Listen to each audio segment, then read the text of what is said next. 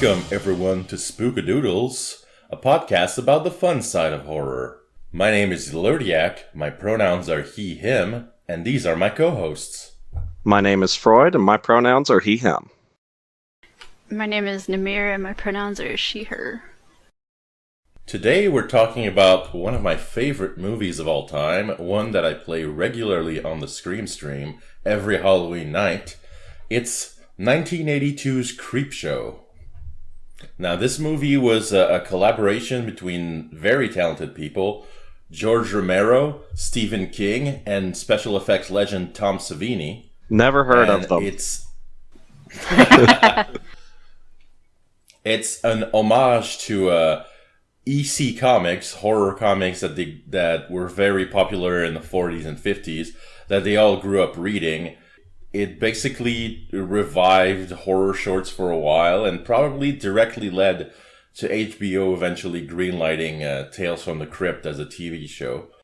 Basically, it's an anthology with 5 short pieces that have a very short framing device, and every short is its own completely self-contained story, and they're all very good. And the framing device is super simple. This little kid has a crappy, drunk dad who slaps him around, and he doesn't like him reading horror comics, so he throws it in the garbage. He throws the Creepshow comic in the garbage.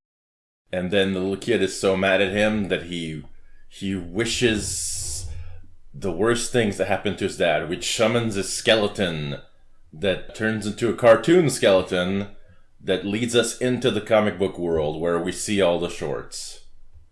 This movie had a sequel, and much later had a fraudulent sequel, and now Shudder TV, the horror streaming site, has a anthology TV show based on it, although I hear mixed things about that show. I have never watched it. Mixed is dead on description. Episode to episode, there's big quality changes. Oh, yeah. Yeah, apparently the horror host of the Creepshow TV show doesn't talk, which is weird to me. It works fine in this movie. It's just a skeleton that leads you directly into the shorts, but I'm so used to the Crypt Keeper that the idea of an anthology horror show where the host just doesn't talk to you is just off for me. I love the animation, though. Doesn't it, like beckon? Oh yeah, it's this really good-looking prop skeleton with a cloak, and then it turns into a cartoon and it beckons you into the comic book world, and it really looks great, like visually. It's a very short animated piece. It reminds me like a little bit of like, way back like in the 80s, like the Ralph Bakshi. Not necessarily the art style, but just sort of the movement a little bit. Yeah, it's a very good animation, even though it's very short, which we won't talk about the sequel too much, but the sequel has a lot more animation, and it's a lot worse. Oh, yes. Where the first frame and the last frame of every short transitions into a comic panel of the same, frame, and those are always pretty good, like they're pretty well drawn. It's always fun to have matching frames like that. It's always a fun device, but doing it with artwork is interesting. There's also a lot of lighting that is meant to evoke the coloring style of old horror comics, where things would turn red or green to portray the mood of the scene. Like sometimes when people are scared in some of the shorts, like things turn completely red as they scream in terror, and it completely looks like a comic book. And there's even framing effects to make some scenes look like a comic panel. It's good fun. I guess we'll just. Unless you guys have anything more to say, I guess we'll just dive into the shorts in order. Well, I just wanted to say something about the wraparound segments. The kid is Joe Hill, Stephen King's son. I thought that's trivia. Yeah, who went on to write a lot of very successful novels and comics. Mm-hmm. Stephen King himself is also in the film, but we'll get to that. So, the first short, not necessarily the best way to open it, but pretty good still, is the Father's Day short, which has the most iconic scene in the entire movie. Mm-hmm. It's basically a very strange story of a family reunion of people who are inexplicably extremely long-lived, which I think the stories adapted with people are just normal aged, but like these are people who are like in their 80s, yet their parents are still alive. It's very weird. But basically, it's a family reunion, and as people are reunited, they talk about how the one woman who hasn't shown up yet, Aunt Bedelia, how she killed her own father after taking care of him for a really long time. I think they said he's 181 or something ridiculous when he died. But basically, he was just horrible to her, would constantly call her names and call her a bitch and yell at her and be impatient with her. So one day when she was making him his Father's Day cake, which she was very ungrateful about, she just murdered him in a fit of rage. And that's the premise for the short. He comes back from the grave to get revenge on his entire family, which is weird because it kind of seems like he deserved to die, but whatever. Yeah, I actually read an interesting bit of trivia that this was actually filmed by a documentary crew of Elon Musk's family reunion. But yeah, this whole short is just a supernatural zombie of the dad with a great visual effect for the makeup and the costume, killing everybody one by one in creative and fun ways. The whole time he's stumbling around and he's going, "Where is my cake? I want my Father's Day cake." And, you know, everybody's detestable. There's a bunch of alcoholic characters. There's a guy who decides to lay down with his drink in a grave, in an open grave, which is like the smartest thing ever. And then the zombie supernaturally makes the grave very slowly move and then fall on him. He has like 10 minutes to get out of the way, but he doesn't. That's Ed Harris, right? I do believe it is from Dawn of the Dead. Yes, Ed Harris with hair. Yes. Not much hair, but he still has some. He's hanging on. But yeah, there's a lot of actors from other Romero projects in this.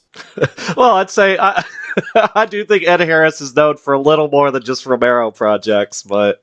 Well, sure, but you know, these are people Romero knew is what I'm Yeah. And you know, it's a very fun short, and the amazing ending scene is that at the very end, the only surviving characters realize that the lights are out and nobody's around anymore, so they go into the kitchen, and the zombie is holding the severed head of I think it's not even Aunt Bedelia, it's some other woman who's never done anything to him. He's holding the severed head of I forget the name of the character, but one of the women there.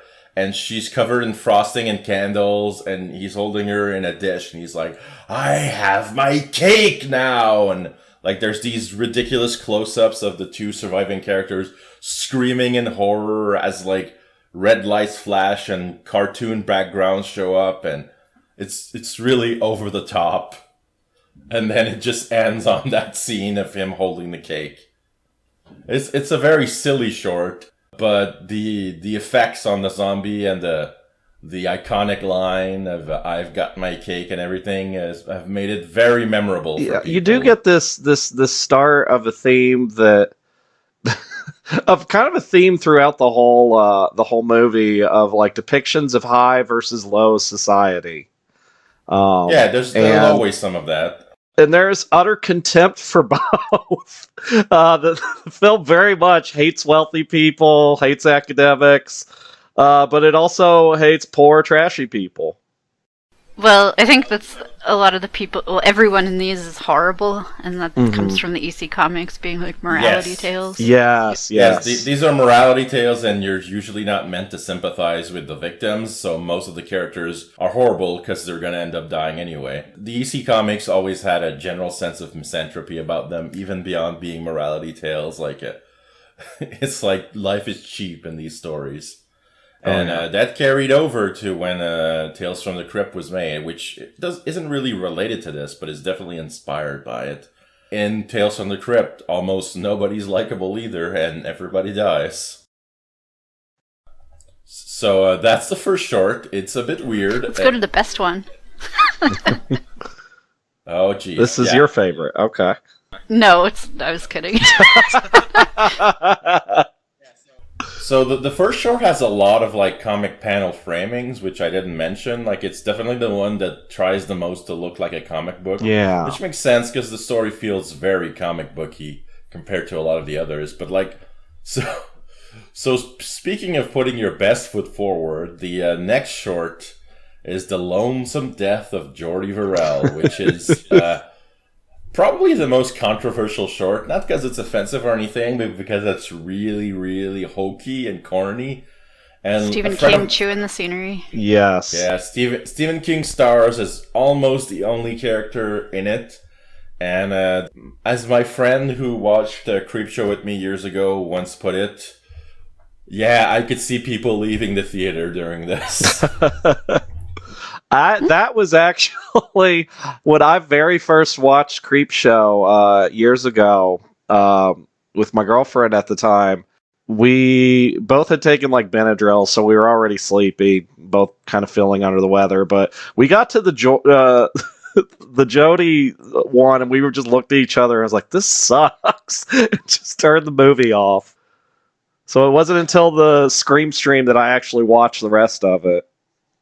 I mean, some people really like it, and I can see why, but it's definitely something you have to put yourself in the mindset of, because it's so corny, and Stephen King is not a great actor, and he's acting such a goofy character, and there's like these musical cues that are very like hee-haw. Like, it's like watching a comedy sketch, except it's not that funny. But if you can put yourself in the mindset of this is meant to be a hokey EC Comics story, there's a lot to appreciate. Basically, this dim-witted farmer called Jordy Verrell is tending to his crops, and then a meteor lands in his field.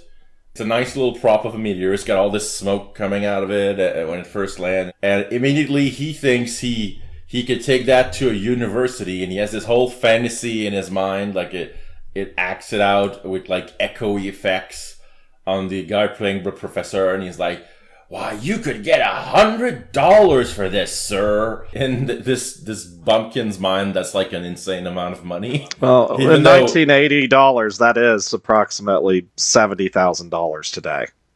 True, that is true. Is it even 100? I think it might be 50. It's not a large amount of money, basically.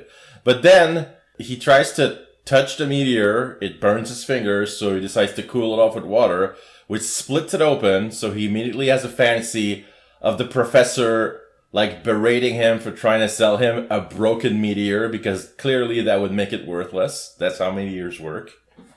Like, meteorists, like, don't want meteors that have any damage on them. It's like antiques. There's this weird blue yolk inside the meteor, but soon enough, Jordy he decides to go inside and watch TV, but soon enough he realizes that his fingers, where he touched a meteor, have green stuff growing on them. And he goes outside and he starts to see that this weird green mossy crop is growing all over his field from where the meteor was. So this meteor has some kind of very fast spreading pollen or something on it. And it's taken over the house. And he realizes very soon enough that it's taking him over as well. And this is where it actually starts to turn into a very creepy scenario, because he starts being covered in moss, and it's like really spreading incredibly fast. And he doesn't know what to do about it. Like he's just a bumpkin. He's not a smart guy. It's the middle of the night in the country. It's not like he can go to a doctor. And he starts trying to kill it off by drinking vodka, and it doesn't work. I think it was Jack Daniels, wasn't it? It's some kind of powerful alcohol, and he mixes it with orange juice. But like it burns him as well. He starts to realize it's not just covering him; it's like fusing with him in some way. It's vodka. You don't put Jack Daniels in orange juice. Yeah. Oh, that's true. Yeah, he makes a screwdriver basically. I guess I was just thinking, like, wow, Jody, little culture for Jody drinking vodka. Then he goes to the bathroom and he looks at himself covered in moss in the mirror. Then he realizes he's really thirsty and like he wants to go in the bathtub filled with water. But then he has this hallucination of his father, who tells him, "If you go in there, you're dead. It's what it wants. It's a plant." But then his dad's name is Bingo, apparently. Yeah. And, his dad is played by the same actor who plays the professor in his fantasy. Oh, that's the actor's name. Sorry. Oh, they mean to make fun of the Bingo O'Malley is the actor's name. Oh, so either Jordi Verrell has a very limited imagination or they had a very limited cast of actors. Jordi reasons that he's already dead. Like, he's covered in the stuff in just a few hours and there's no going back for him, so he just gets in the tub. Then we cut to him as a moss man, just made of moss. And he can barely move because, like, he's become fused with all the plants covering the inside of his house, covering his fields. And in a very sad scene, with a creepy effect on his voice, he pleads that, because, he mentions multiple times throughout the short that he has bad luck and, like, the meteor breaks, that's just his luck and all that. And then he says, "Please let my luck just hold out this once," as he blows his head off with a shotgun. And in a typical 80s cynical ending, the short ends with a weather report that says there's going to be 7 days of rain in the countryside. The farmers are going to be real happy about this as we see the moss start to creep down the road like it towards the town. So, that this stuff is probably going to cover the whole earth. I can't let it slip by with you. Given my username and everything, I can't let it slip by when you're like, well, his dad and the professor are both the same actor. I'm like, well, that's very Freudy. In his fantasies of this intelligent, academic scalding him, and also it's his dad scalding him. Like, it's a thing where if somebody other than Stephen King was playing this character, you could get a lot. I think there'd be a lot more interesting stuff going on. You could get a little more like spookiness and eeriness, like that last scene, which I guess a little late, but yeah, trigger warning, self-harm. But that one, it's like legitimately, it sticks out from the rest of the short as being like, wow, this is really sad and awful. Yeah, well, the whole thing is deliberately played corny. It's not just that Stephen King is a limited actor. He's talking like this, he's playing a ridiculous bumpkin. He's crossing his eyes constantly. The music there is like like they're deliberately making it a lot cornier than it needs to be. That was a choice they made. I'm not sure why. I'm not saying they shouldn't have, but it's not for everybody. I think Stephen King, other than Cars, he has nothing more he has no more contempt for anything than the South. Well, he didn't want to do this. He had to be talked into acting by George Romero and Tom Savini. Like, he was okay with having a cameo, which is what he has in the second one. But he didn't want to be the star actor of a short. But they talked him into it, and he does his best. But, I don't know how you would play that character that broadly and still have it work, even if you were a great actor. So it was a deliberate choice to make it more lighthearted than it could be. Because if this was played straight, even if the character is slow-witted and a bumpkin, you could play that in a way that's like, that makes you empathize more with him instead of having it trying to be funny, Yeah. And like, that's, he lives a sad, lonely life, and then he dies. Yeah, this one really doesn't fit into the horrible people one. It's just, he's dumb. And that... Yeah, he's dumb and he has no way to fight back against this horrible thing. It almost feels like they're saying his moral failing is being a dumb yokel. Yeah. Well, this one is one that's directly adapted from a short story King wrote, if I remember. Yeah, it wasn't published in any of his collections. It was published in a magazine, and I think it's safe to say this wasn't one of his best.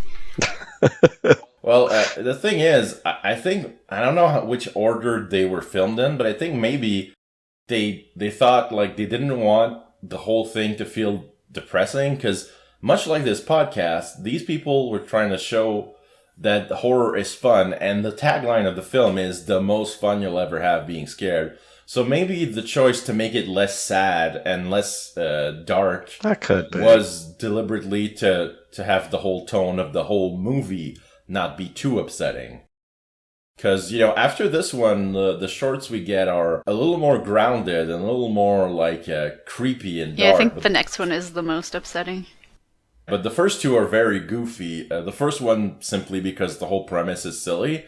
But the second one is entirely because of the way they chose to film it that is goofy. There's an interesting attempt to make the whole thing more comic booky where when Jordy's looking at the water and the plant is, making him crave it, they turn they light it blue and they put a glitter in the water to make it look comic book sparkly, like when a cartoon looks at something and it sparkles, that's an interesting visual trick they do to give it a comic book feel for that one scene, They often break the reality and make the visuals more comic booky, but since they couldn't do that with computers, they had to use practical effects to make things look more comic booky, which is interesting.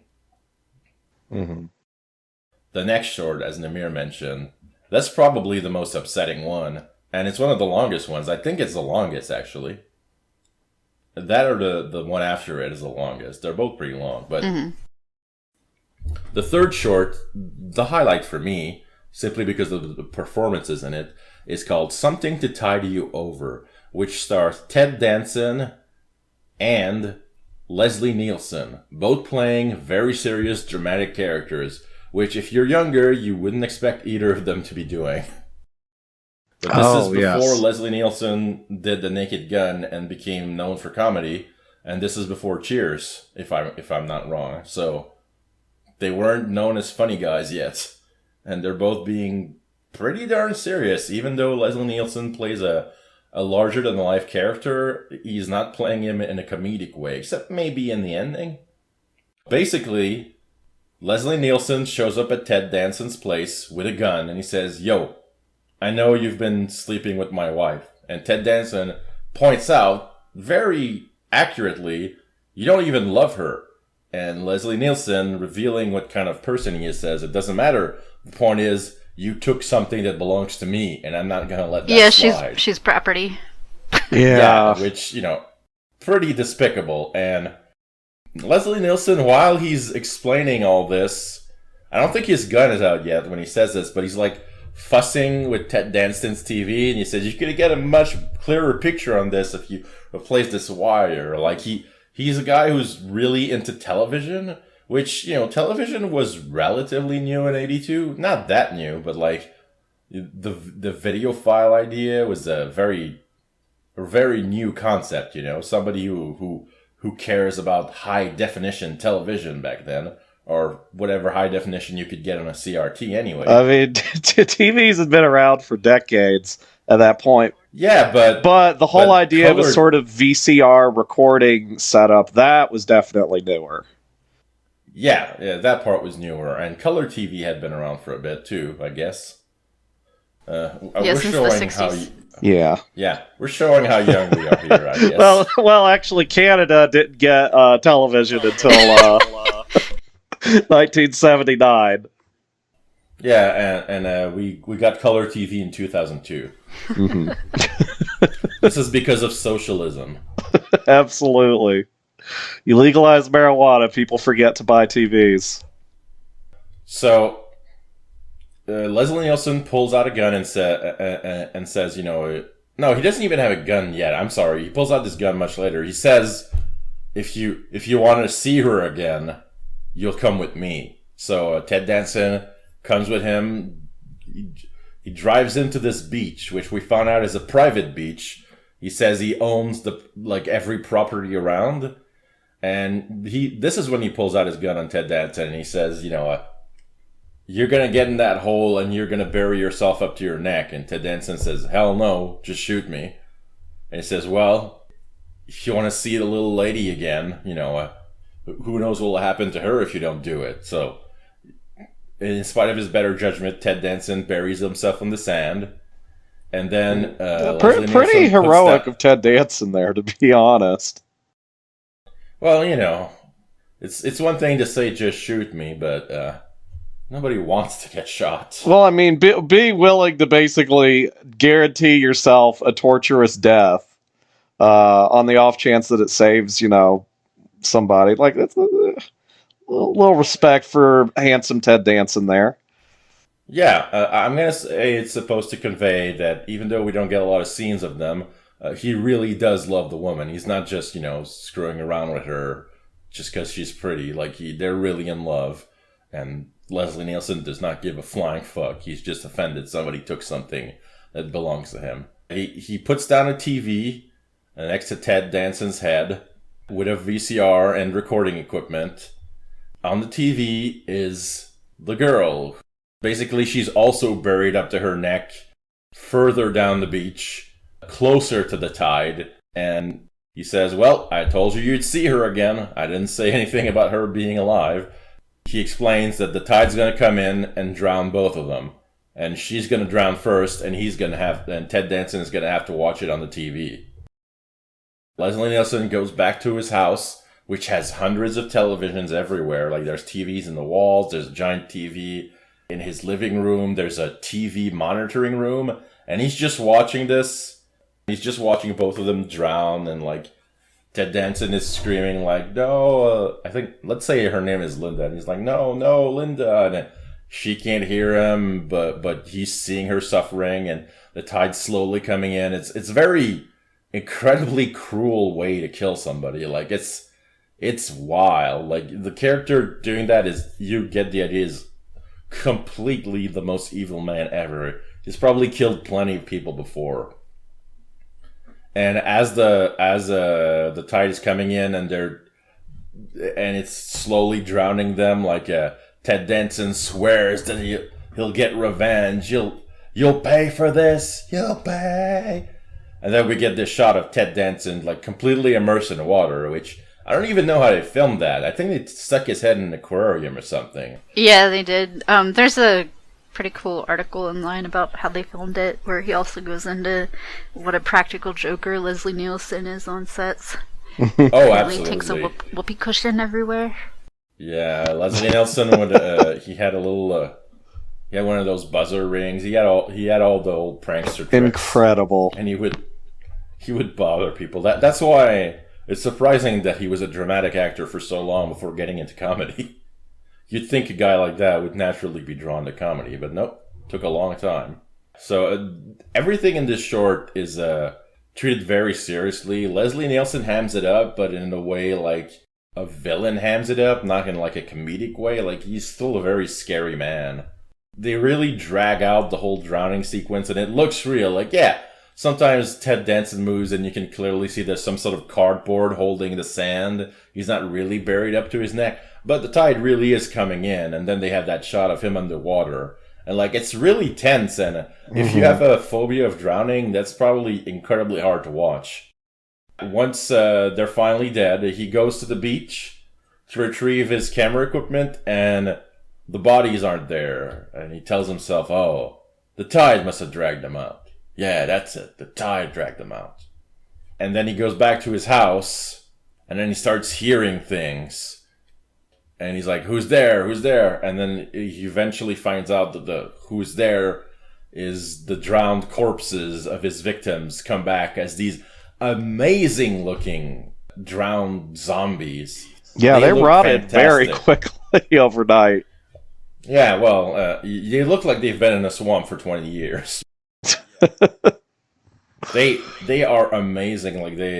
They're probably some of the best monster effects Tom Savini's ever made.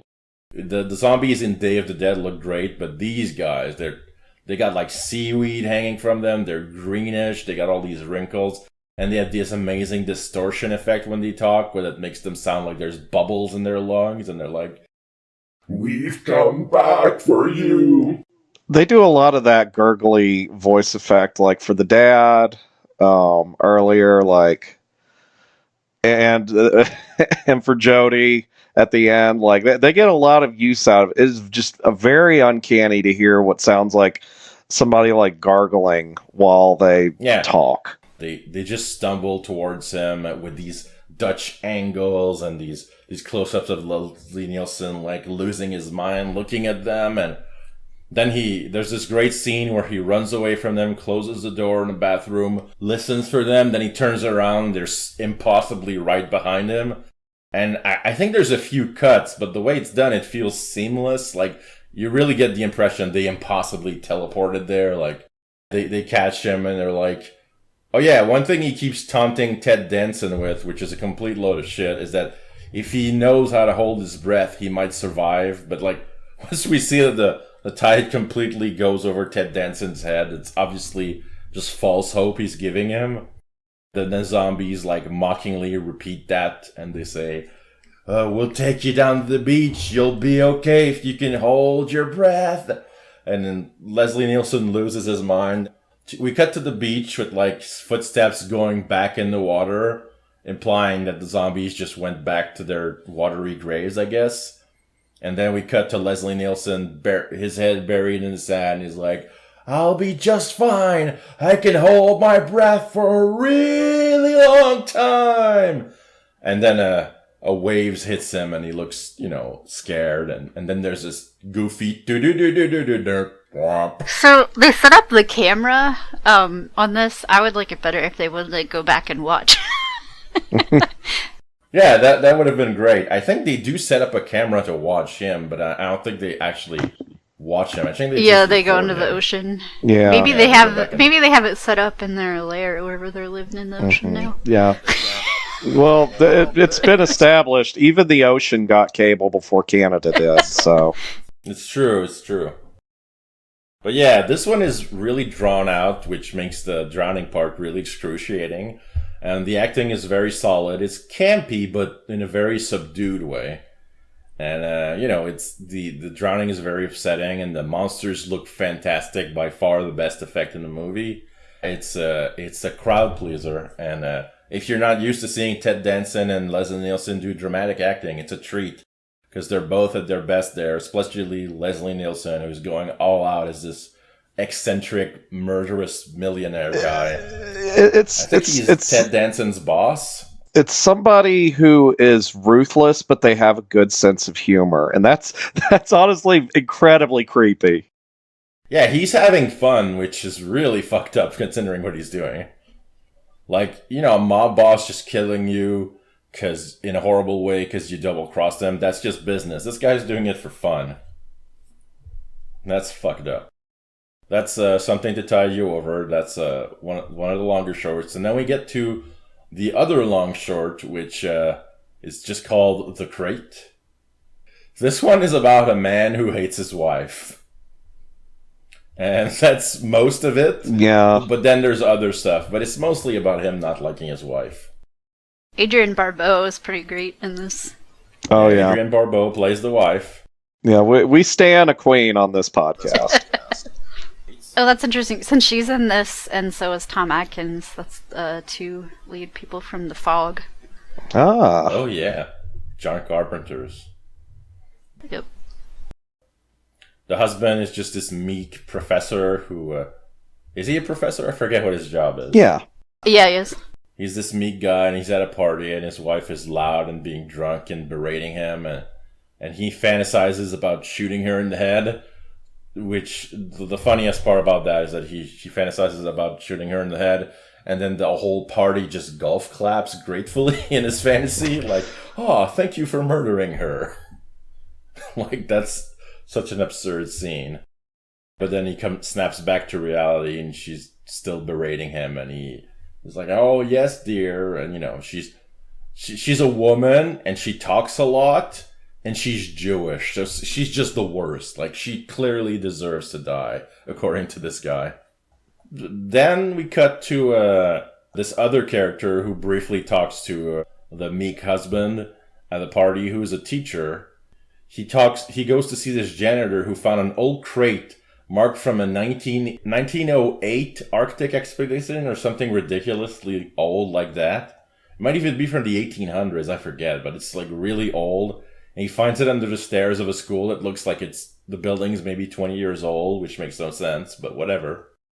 And they open the crate, And the guy sees two glowing eyes of clearly some kind of monster there, and he says, "These look like emeralds!" And the janitor reaches in, and he gets eaten by whatever the hell is in there. Blood goes everywhere. The guy freaks out, runs back up the stairs, tries to recruit a student to help him, and the student just thinks he's drunk. And that scene goes on for way too long. And then the student goes back downstairs and he says, "See, there's nothing down here. Oh, God!" And he gets killed by what we see is now some kind of monstrous ape. And then the monstrous ape goes back in its crate, I guess. I think he closes it at this point. Then he runs to his professor friend for help. But instead of, actually helping, his friend drugs his drink and sees this as his grand opportunity to have his wife killed. So he goes to the school. He mops up all the blood from both victims in this really long, elaborate scene, and then he leaves this note for his wife, which is explaining that some sort of a sexual harassment scenario happened between the other professor and one of his female students. And he says, "Oh, Billy, could you please come talk to her? I know you're good at this sort of thing." And Billy reads this letter, and she goes to the place. She's still drunk because how dare she? But yeah, then there's this drawn out scene of him trying to lure her into being killed by the monster in the crate. But then it just doesn't do anything. It doesn't come out, doesn't kill her. So she has this long lecture about how much he sucks, which is when the monster finally jumps out and kills her. And it's a glorious looking prop monkey of some kind with impossibly long fangs and claws. Glorious, you say. It is the worst effect in the film. No, it's amazing. It looks super realistic. It's clearly not just claws and a head. It's got a whole body and legs. I believe it. Tom Savini was drunk that day, I think. They were just throw something together. But yeah, then she gets killed for being a woman, because how dare she? I like to think they realized that the runtime was too short, and they found the monkey costume in a crate under the set. They're like, "Say, I've got an idea for a short." Yeah, the anthology is overall 2 hours long, and you start to feel its length a bit in this one. It could have This been one is tightened also up. a Stephen King short story. Yeah, The most hateful ones. it feels like a Stephen King short story, honestly. Other than the goofy fantasy scenes, the whole thing feels very much like a Stephen King short. Actually, Yeah, oh wait, never mind. It is pretty much the same plot. I was gonna say maybe the wife isn't horrible in the story, but it is. She is. I mean. In the spirit of EC Comics, neither the wife nor the husband is likable. He's meek, but his first thought when a horrible monster comes out is, "Aha, I can get rid of my bitch wife." It kind of reminds me of that meme about all these people yelling at Hitler, and Hitler's just being calm and reserved and be like, "I don't understand why we can't just have a conversation." It's like the professor is that guy where he's like, "Oh, I'm just so polite." Well, I just want to kill all the Jews, but I respect your opinion. Sounds like you have a lot of growing up to do. But yeah, the professor drugs his friend, and then when his friend comes to, he explains everything that happened, and he's basically like, "If you rat me out, you're complicit because you led to those deaths, and you were the only one who was seen at the high school, so you can't tell anybody." He tells him in a very polite way, and the other professor is like, "Guess we have to," and whatever happened to that crate? "Oh, don't worry about it. I took care of that." And we see him throw the crate down some, what is it? Is it some sort of a rock quarry or something? Yeah, it looks like a quarry. Yeah, but it's got water in it. I guess it's a flooded quarry, and he throws it down that. But of course, the very last shot is the creature breaking out of the crate, snapping the chain that's holding it. It makes absolutely no sense that this monkey thing survived like 100 years with no food or water or sunlight, let alone survive at all. The fact that it's not some sort of demon, the fact that it's a creature, like some sort of animal, really makes no sense at all. But I guess that's the EC Comics aspect of things. You're supposed to suspend your disbelief for that. I mean, it's obviously just representative of the man's frustrated id. Well, yeah. But yeah, the crate isn't horrible, but the fact that the point of view character is so misogynistic and that goes on a little too long, some people don't like it. I think it's alright. You start to feel the movie's length at that point, but then we get to the very last short, which is shorter, a lot shorter. The one which I can't watch. Yeah, a lot of people can't watch this one, which is unfortunate because it's really good. What? Hang on, I'm gonna look up what it's called. It's got They're creeping up on you. They're creeping up on you. The beer's got it. So this is about a character who is a very obvious combination of Donald Trump and Howard Hughes. Yeah, Howard Hughes. Donald Trump and Howard Hughes fused into one super lovable guy. Upson Pratt. Upson Pratt. That's a great name. Yes. And this guy is the worst. He's constantly swearing. He's obsessed with germs and bugs, and he lives in this impossible sci-fi, super enclosed apartment that nothing's supposed to get in or out. And he's just yelling and complaining to everybody constantly. We hear him tell a guy that he's taking the fall for some sort of a financial crime he did, and he has no mercy whatsoever. And later he has a woman call up and explain that somebody else he screwed over committed suicide, and he just laughs at her. And she gets so mad at him. She's like, "You should die, you piece of garbage." And he's racist. I think he insults every race during the short. And he's constantly rambling to himself. So he calls his building supervisor because he sees a couple of cockroaches in his building, which is supposed to be, bug proof.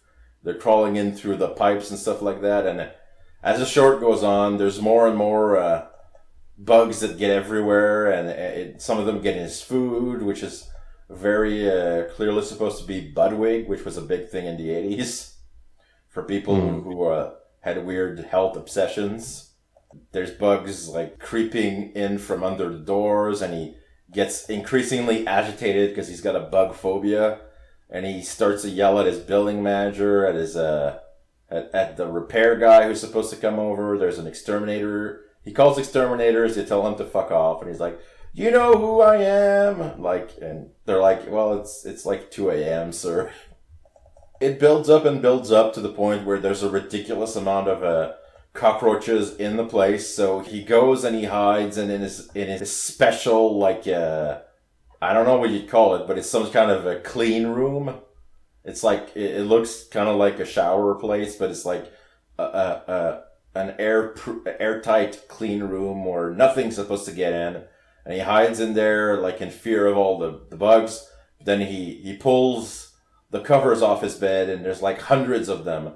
And then the lights go out, and we start to see bugs filling in the place, and an impossible amount of cockroaches just filling in the whole place. And it's up to it. He's in this tight enclosed space, and they're up to his waist in cockroaches and all kinds of bugs, and they're all real bugs, and it's super creepy. Then the lights go out, and when they come back in, all the bugs are gone, and the building supervisor is like, Mr. Pratt, are you there, sir?" Then he leaves, and then we see the corpse of the Upson Pratt. He looks like he's sleeping at first, but then hundreds and hundreds of cockroaches just burst out of him from every orifice, and it's super gross and disgusting. Yes. This is interesting. It's the one that to me seems the most like a traditional morality play. Because you flat out just have one guy who's just awful, and leads to an ironic fate. And also the weird thing of, is he hallucinating it or not? Yeah, the whole time it feels like he might be hallucinating these bugs because there's no logical way they could be getting in, And nobody else confirms their presence ever until the very end, where it seems very hard to believe that he's hallucinating after his death. Yeah, I will say it would be an interesting ending to A Christmas Carol if Ebenezer Scrooge just had bugs burst out of every orifice at the end, rather than, This character is so despicable. I forget the actor's name playing him. In the mirror, do you have that up? E.G. Marshall. Yeah, he does an amazing job at playing the most unlikable, miserly, racist, obnoxious bastard. He was in 12 Angry Men and apparently Superman 2. Yeah, he's wearing this ridiculous bathrobe the whole time, and he's got the goofiest hair. It looks like somewhere between Mr. Burns and Hayashi hair. Like it's really going all over, but it's not much of it. He's a very fun, unlikable rich guy. He's the only person we see, except we briefly glimpse the building manager through the peephole, and he's like super fish-eyed distorted. We never see his whole face. We just see like his eyes and his mouth talking, and it's like the fisheye effect is really exaggerated. But everybody else are just voices on the phone. We really get a sense of the isolation this guy's paranoia imposed on him. Like he's ruining people's lives without leaving his apartment, which is interesting. I don't know if there was some kind of commentary there or was just to show how isolated he is. But yeah, he ends up having nobody willing to help him, and bugs eat him alive. The filming of this one was a huge pain in the ass because they had to import those bugs, and then after the shoot, they had to account for each and every single cockroach and bug. Like they had to count them to make sure none of them got out. So yeah, filming that was a fucking nightmare. Cockroach wrangler as a job just seems like... Yeah, it's not just cockroaches. There's a bunch of different kind of beetles. There's a lot of bugs. Apparently they used raisins and nuts in the last shot too, when there was a ton of them. Yeah, of course. To make it look like there's even more. I guarantee somebody on set dared somebody else to eat one of those nuts afterward. If you have any kind of bug phobia, this one is absolutely not for you. Maybe even hearing about it was upsetting, in which case we apologize. If you can stomach it, it's another post-trigger warning. Quite a thing to see. The effects are great. The fact that they're real bugs and there's so many of them is really great. Shortly after watching this, I watched an X-Files episode where people think bugs are killing people, but they're not. They're just being paranoid. And like the first bug death you see is one guy having a heart attack with like 4 cockroaches on him. When I was watching that, I was like, oh, come on, that's bullshit. There's only 4 of them. There should be like 50. It's really amazing. I don't think anybody's done anything like that before or since with so many live bugs, which is, if you hate bugs, it's a shame, but it creates a really impressive, creepy effect. Yeah, the guy really has it coming, and you see both kinds of awesome bug deaths. One that you don't quite see what happens, but the thing is filled with bugs, and then just when you think it's over, so many bugs burst out of his corpse, and it's so gross. Yeah, there's not much more to say about that one. It's just the performance is great, and the bugs are creepy. But yeah, once all this is over, we get back to our framing device, and there's not much more of the movie left to go, but these 2 garbage men, one of which is played by Tom Savini, pick up the comic book the kid's dad threw away, and they thumb through it, and Tom Savini's great as the garbage man. He tells the garbage truck to chew your fucking food!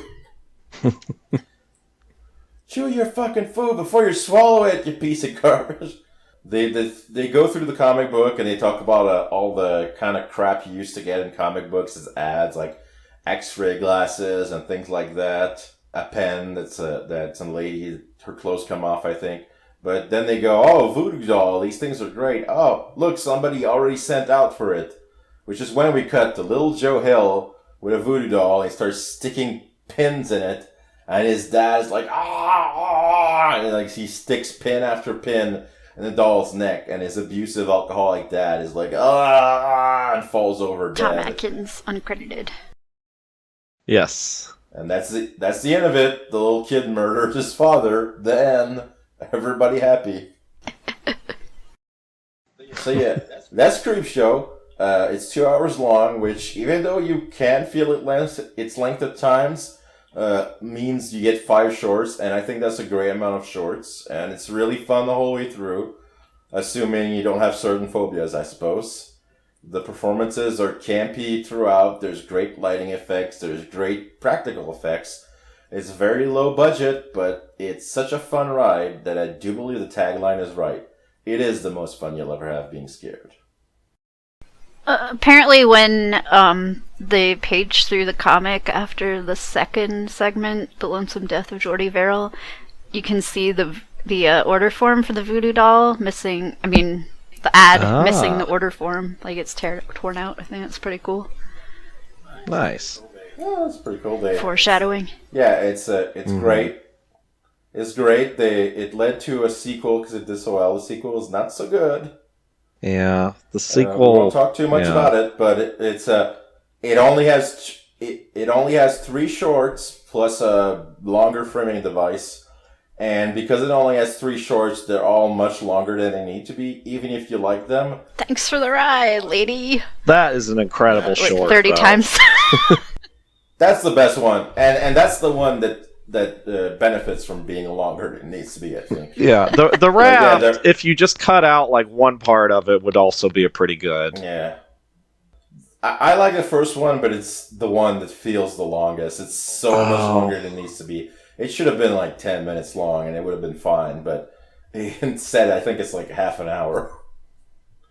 But yeah, the sequel is not quite as good, even though there's still some great effects in there, and you get Tom Savini in the funniest makeup ever, and stay the hell away from the fraudulent third one. Yes. Although, an interesting thing is, after Creepshow 2 didn't do so great, an anthology show, which purports to be a movie version of the show Tales from the Dark Side was made, but really, it's Creepshow 3. Mm-hmm. So if you like the Creepshow movies, Tales from the Dark Side, the movie is much more in line with the tone of Creepshow, and one of the shorts was supposed to be in Creepshow 2, but was cut for budget reasons. They didn't have the money to film it. It's the Black Cat short, which is the standout of Tales from the Dark Side. So check that out if you like the first 2 Creepshows. I wanted to throw out rankings. Let's rank the shorts, each of us. We absolutely... Okay, so Namir, what's your ranking? Something to Tide You Over is definitely my favorite. Mm-hmm. And then, it's hard. I think Father's Day, I don't know, it just doesn't really connect with me, but I like the camp, so maybe I put that second. And then I think I'd go Stephen King next, because I really hate roaches. So I'm going to put that one last, and I would say that I like The Crate second to last. So for me, I'm gonna go with Something to Tide You Over, number 1, just because of how amazing the Leslie Nielsen performance is. Sorry, my cat just sped up as I was talking. And then after that, I'm gonna go with They're Creeping Up on You. I'm okay with the roaches. It's really cool, and it's just great to see that mean old bastard just get a really great death. And then after that, I think I would go with Father's Day. It's campy and goofy and kind of weirdly paced. Thinking about it, like the whole thing with Ed Harris, deciding to lie down in a grave while drinking. I feel like they were trying to recreate actual comic panels. Like I don't know if that was an actual EC comic story. No, none of them were because they didn't have the rights to any of it. So they were just. It really felt like they were specifically they were like, well, this is more about imagery than it is about any kind of continuity or making sense. But yeah, the Father's Day is the one that feels the most like it's an EC comic. It's honestly a little bit. It doesn't make a whole lot of sense, and it's just about the honestly, Father's Day, a bit of a low-key giallo movie, I think. Yeah. Well, the whole thing. Somebody pointed this out when they were doing a Suspiria review that the lighting effects in Creepshow are very reminiscent of the lighting effects you see in Dario Argento and giallo movies as well. Yeah. But for totally different reasons. Yes. Like they're going for a totally different vibe. So after that, I'm gonna put Jody. And then I think it's Jordy. Stephen King one, because he's chewing the scenery. That one is just so mean. It's just incredibly mean. Like yes. A lot of the movie is just really mean spirited. Yeah, which is also very EC comics. Yes, and then Dead Last is the crate. Like it goes on too long, and the misogyny in it, just like, to me, I'm just like, God almighty, come on, dude. Like, I hate it. I hate it, and I hate that nothing bad really happens to the professor. Like, Well. So that would be, yeah. For me, I guess it's unanimous. It's something to tide you over. It's always been my favorite. Ever since the first time I watched this movie. I really love Leslie Nielsen's performance. Like I could watch like a 90-minute version of this thing. It's great, and it's one thing that's worth pointing out is that in the movie Cat's Eye, which is another horror anthology based on Stephen King stuff, there's actually a short that's that's more faithful to the book version of the same thing that inspires something to tide you over. But instead of burying people in the sand it's a mobster who's like forcing a guy to stand out on a ledge. But it's based on the same story. So if you want to see a very different take on the same story, check out Cat's Eye and fall in love with the titular cat, General Sebastian, who's the greatest cat ever. Has his own theme. His own little leitmotif. Yeah. When I was a kid, I saw this way too young, and my mom had a thing where she wouldn't let our cats upstairs where our bedrooms were at night because there was a door that we could shut to keep them up. And I was legitimately worried that if I was attacked by one of those little monsters, my cat wouldn't be able to save me. Aww. That's a cute thing to worry about. So that's always interesting, the way different takes on the same Stephen King stories can happen. There's a few more that have been adapted multiple times, so that's interesting. But yeah, Something to Tide You Over is definitely my favorite. Second is They're Creeping Up on You, because I love the look of it. I love the performance. I love how much he has it coming, and I really respect the trouble they went through to get all those real bugs. Because if it was just a few of them, it would not nearly have the same impact. It's an amazing closing act. I really respect it. And I'm going to go against you guys. I'm going to say the Crate is my third favorite. Even though it is misogynist and it goes on too long, I really like that stupid looking monkey. And I love the comical amount of blood that goes everywhere when it kills people. But I also like the performances. Everybody in it is a really good actor. There's scenes where they're very campy, but there's scenes where they're very subdued, and it's very interesting. Like, it feels the most like a real movie at times. And then the monkey comes out and it gets really stupid. And then, even though I still like it, number 4 is Father's Day. It's just disorienting the way it's edited and presented. It's the most stylized of them. It's the one where the story makes the least sense. And it's an interesting choice for an opening, Because when you combine that with The Lonesome Death of Jordy Verrell, you get like if that's all you watch, you get a very skewed impression. Because that's immediately followed by the most serious one, Something That Tied You Over. So if you only watch those two, you think this is just goofy stuff. But no, it gets serious at times. But you gotta love that closing line. Happy Father's Day. Dead last is The Lonesome Death of Jordy Verrell, because I just think Stephen King's acting is insufferable. I cannot stand it. I respect people who love it. Again, there's parts of it I like, of course. That ending is very creepy and memorable. I'd be interested in reading the short one day, because it doesn't have the goofy tone. I love all of them, though. I gotta make that clear. There's not one that I want to skip when I watch it, unlike Creepshow 2. Mm-hmm. So, that's Creepshow. It's, like I said, I've been showing it for every Halloween it's going to be 10 years this year. And that's because it deserves it, because it's a great, great, great anthology. If you double feature it with 2, it can make a good double feature. Even though 2 is not as good. It's some of the 3 of the greatest people ever involved in horror at their best, so I don't know if there's much more to say than that. You guys have any closing thoughts or anything, or? 1982, which is the year that I was born, was a great year for horror, because Halloween 3, Season of the Witch came out in October, and then Creepshow came out on November 10th, which is made it the number 1 movie on my birthday, which is pretty cool. And then The Thing actually came out in December of that year, even though that tanked at the box office. But yeah, well, Halloween 3 too. That's a year of underappreciated classics. Halloween 3 and the Creepshow have very similar vibes of campy, fun horror.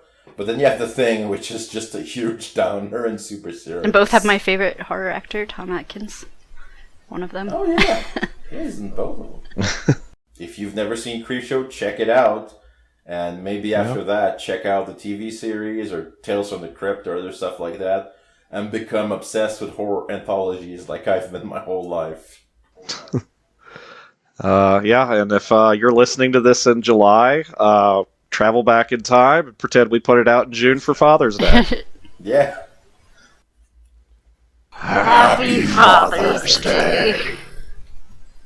You see that crap? All that horror crap?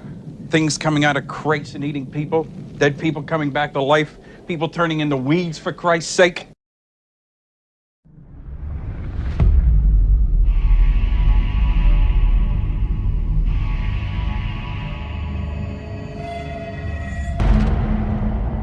Please like and subscribe to the Win channel.